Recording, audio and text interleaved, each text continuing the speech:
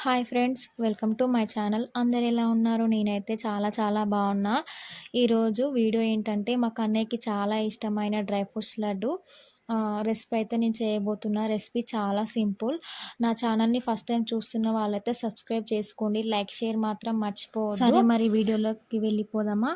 First అయితే ఒక cup బాదం, హాఫ్ కప్పు పిస్తా అండ్ 1 కప్పు జీడిపప్పు, next 1 and half cup walnuts అయితే తీసుకున్నాను. నెక్స్ట్ వచ్చేసి 2 కప్స్ డేట్స్ తీసుకున్నాను. ఎందుకంటే నేను ఇక్కడ బెల్లం యూజ్ చేయట్లేదు, అందుకని డేట్స్ ఎక్కువ తీసుకున్నాను.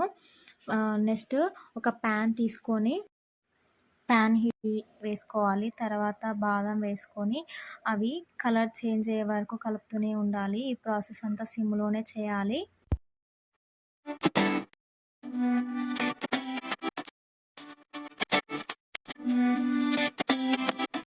చూసారా, కలర్ చేంజ్ అయ్యి తర్వాత పిస్తా వేసుకోవాలి. తర్వాత వాల్నట్స్ కూడా వేసేసేయాలి. వీటిని ఇవి వేగేంత వరకు కలుపుకుంటూ ఉండాలి. సిమ్లోనే పెట్టాలి, ఎందుకంటే మాడిపోతాయి.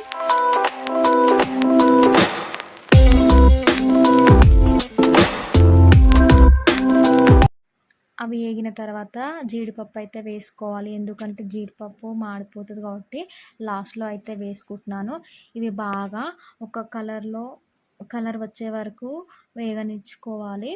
ఈ లడ్డు ఎబో 1 ఇయర్ పిల్లలకి డైలీ ఒకటి ఇవ్వడం వల్ల చాలా హెల్తీగా ఉంటారండి. అలాగే వెయిట్, స్కిన్ కలర్ ఇంప్రూవ్మెంట్కి చాలా బాగుంటుంది. బ్రెయిన్ డెవలప్మెంట్ కూడా చాలా బాగుంటుంది. ఇవే కావండి, చాలా బెనిఫిట్స్ ఉన్నాయి. ఇంకా ఈ లడ్డు అనేది పిల్లలకే కాదండి, పెద్దవాళ్ళకు కూడా చాలా మంచిది. నేనైతే మా చిన్నోడికి ఎప్పుడు ఇదానే పెడతాను. నెక్స్ట్ డ్రై ఫ్రూట్స్ అన్నీ వేగిన తర్వాత ఒక ప్లేట్లో అయితే వేసుకోవాలి.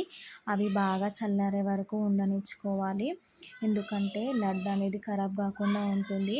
ఒక 15 డేస్ వరకు బాగా ఉంటాయి లడ్డు. తర్వాత ఒక ప్యాన్ తీసుకొని కట్ చేసి పెట్టుకున్న డేట్స్ అయితే వేసుకొని బాగా వేగనిచ్చుకోవాలి. ఇది బాగా వేగడం వల్ల పిల్లలకి తొందరగా డైజెషన్ అవుతుంది, ఇంకా పిల్లలు ఇష్టంతో తింటారు. నేనైతే మా చిన్నోడికి బయట ఫుడ్ అసలు పెట్టనండి, ఎందుకంటే ఎలా చేస్తారో మనం చూడం కదా.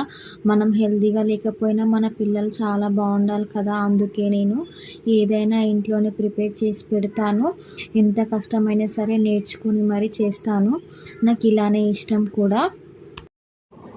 మీరు కూడా మీ పిల్లలకి ఇలానే ఇంట్లో చేసి పెట్టండి, ఎందుకంటే వాళ్ళు బాగుంటేనే మనం బాగుంటాం కదా అండి.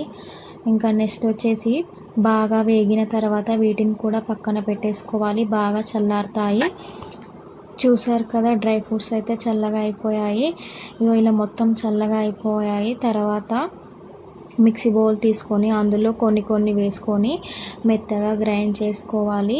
మెత్తగా చేసుకోవాలి, లేకుంటే వాళ్ళ గొంతులు ఇరుక్కుపోయినట్టాయి, పిల్లలు తినడానికి ఇష్టపడరు.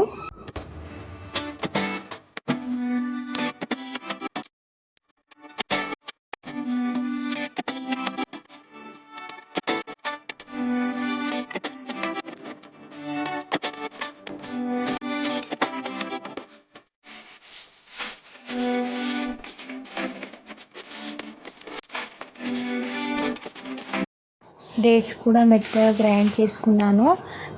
ఇప్పుడు ఈ రెండింటిని కలిపేసుకోవాలి.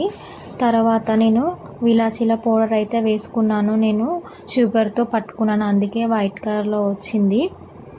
ఇప్పుడైతే దీన్ని మొత్తం కలిసేలాగా కలుపుకోవాలి. కలపడం వల్ల లడ్డు మంచిగా వస్తుంది, టేస్టీగా కూడా ఉంటుంది.